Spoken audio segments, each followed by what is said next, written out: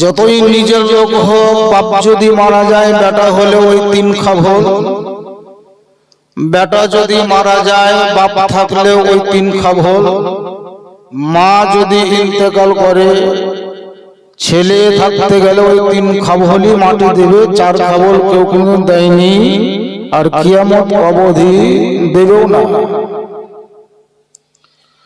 আজকের এই সভা কেন করা হয়েছে এটা আমার অপেক্ষায় আপনারা অবগত আছেন।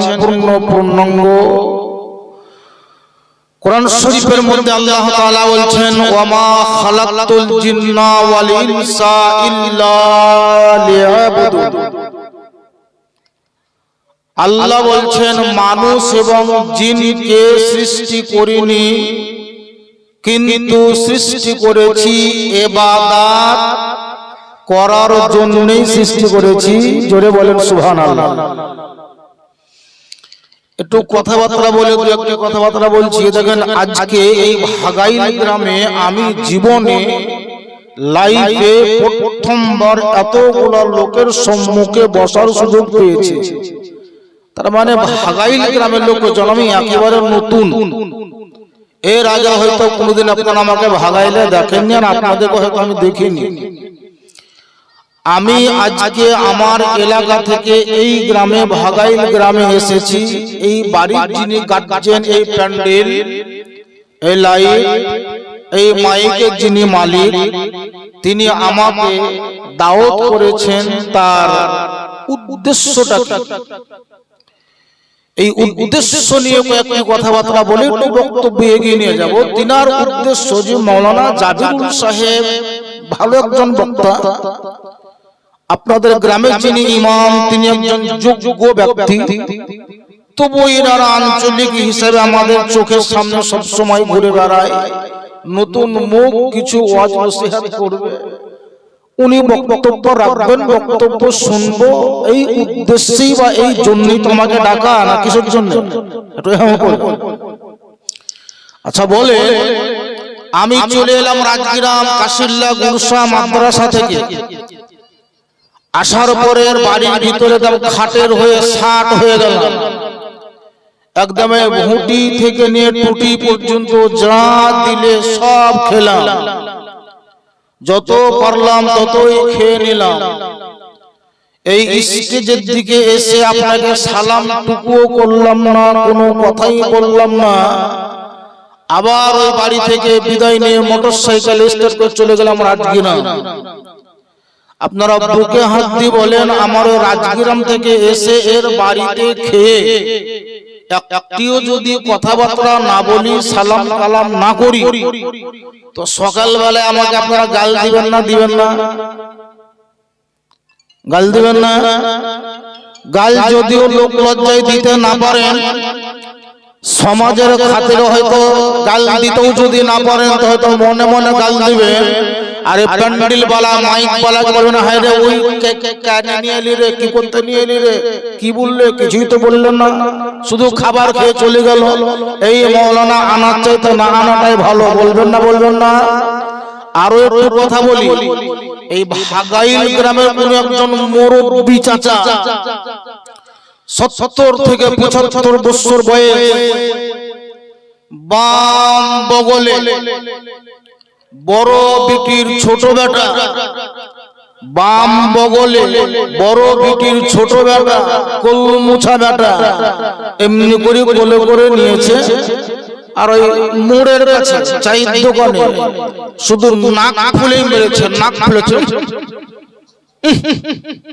দেশে আর মরবি না, দেশে আর মরবি পাই। মানে এই কথাটা বারবার বলছি। কোন একজন নামাজি বা কোন একজন ব্যক্তি জিজ্ঞেস করছে, কি ব্যাপার, হ্যাঁ তোমার কি হলো, হ্যাঁ তাহলে মাথা কানে খারাপ হলো তোমার, নাক কানে ফুলেছো, চুলটা হেছো, লব কানে বেগেছো, তুমি এরকম কেন কথা বলছো? ভাই তোমরা তো মসজিদ টসজিদ যাও না, তোমাদেরকে খেতে দিতে হয় খেতে দাও, বেতন দিতে হয় বেতন দাও, মৌলবি থাকছে কি থাকে না কোনো খবরই তো তোমরা নাও না। তোমাদের আর দায়িত্ব কি? দুটা খাবার খেতে দিছো আর মুঠি চাল দিন দিছো। তোমাদের বেরা মৌলবি মসজিদ থাকছে কি থাকে না কোনোদিন খবর লিয়াছো? বলে কেন? বলে কাল তো সারাদিন ছিলই না, কাল তো সারাদিন মসজিদে ছিলই না, আজকে যদি ছোড়াটা ঝাড়ু দিবার লেগে নিয়ে গেলাম তো মৌলবি মসজিদে নাই, আসরে ছিল না, ফজর তো উঠেইনি, এই মৌলবি রাখার চাইতে না রাখাটাই ভালো। বলবেন না বলবেন না? একটু জোরে বলেন, বলবেন না বলবেন না? হয়তো ভাগাইল গ্রামের লোক বলেন না, কিন্তু অনেক গ্রামে বলে। ইমাম সাহেবকে যদি কাজের মাথায় না পান 3 মাস পর একদিন 4 টাইম খাবার দেওয়ার পর, সপ্তাহে একদিন 1 কোটো চাল দেওয়ার পর ইমাম সাহেবকে যদি মসজিদে না পান, সমালোচনা শুরু হয়। ঝাড়ুন দিতে যদি না পাওয়া যায় তার বংশকে ধ্বংস করে দেওয়া হয়। যদি বেটা কেবরে আপনার জামাই বিটি এসছে পোল্ট্রি জব করার জন্য যদি না পাওয়া যায় তার গোষ্ঠীর বংশকে শেষ করে দেওয়া হয়। আজকে পার্থিব জগতে সামাজিক হিসাবে কোন একজন দায়িত্বশীল ব্যক্তি একজন ইমামকে যদি কাজের মাথায় না পাই তো বড় গর্ব করে বলে, ইমাম সাহেবকে খাবার খেতে দিলাম, বেতন দিচ্ছি, কাজের মাথায় পাই না, 3 মাস পরে একদিন 4 টাইমে খাবার দেওয়ার পর গর্ব করে বলে আমার আল্লাহ আল্লাহকে কায়নাত কোরআন শরীফের ভাষাতে নবী মুস্তাফা দ্বারাতে বিশ্বের মানুষকে অবগত করালেন। আল্লাহ বলেন ওয়া খালাকুল জিন্না ওয়াল ইনসা ইল্লা লিয়াবুদুন। হে আমার বান্দা বান্দী শুনো, আমি আল্লাহ, হে পয়গম্বর মুস্তাফা শুনো, আমি আল্লাহ দুনিয়াতে মানুষ এবং জিনকে সৃষ্টি করিনি, যদি সৃষ্টি করেছি তো আমি আল্লাহ ইবাদত করার জন্য সৃষ্টি করেছি।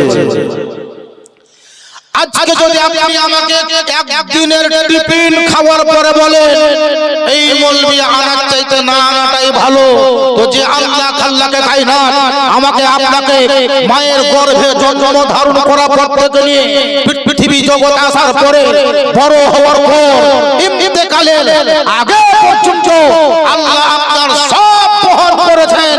মায়ের গর্ভে জন্ম দেওয়ার পর 10 মাস 10 দিন মায়ের গর্ভে থাকাতে খাদ্যের প্রয়োজন হয়েছে, খাবার দিয়েছেন আল্লাহ। মায়ের গর্ভে খাবারের প্রয়োজন হয়েছে, যেই খাবার দিয়েছেন আল্লাহ। দুনিয়াতে আসার পরে খাবার প্রয়োজন হয়েছে, খাবার দিয়েছেন আল্লাহ। আল্লাহ পাক এত বড় জমিনকে সৃষ্টি করেছেন মানুষের জন্য, এত বড় আসমানকে সৃষ্টি করেছেন মানুষের জন্য। চন্দ্রের প্রয়োজন, আল্লাহ চন্দ্র সৃষ্টি করেছেন। সূর্যের প্রয়োজন, আল্লাহ সূর্য সৃষ্টি করেছে। আল্লাহ বলছে বান্দা শুনো, তোমার জীবনে যেটা প্রয়োজন আমি আল্লাহ সব দিয়েছি, এর বিনিময়ে তোমাকে কিছুই দিতে হবে না। তোমরা শুধু আমার ইবাদত করো, আমি আল্লাহ তোমাদেরকে ইবাদত করার জন্য সৃষ্টি করেছি। কতজন আমরা আল্লাহর ইবাদতে যুক্ত হলাম, কতজন আমরা মসজিদে গেলাম। আল্লাহ বলবেন এই ধরনের বান্দা দুনিয়াতে রাখার চাইতে না রাখাটাই ভালো। বলবে কি বলবে না? বলে সংক্ষিপ্ত আকারে আলোচনা রাখবো, সবাই মিলে জোরে সোরে ভক্তি করে একবার দরুদ শরীফ পাঠ করেন। আল্লাহ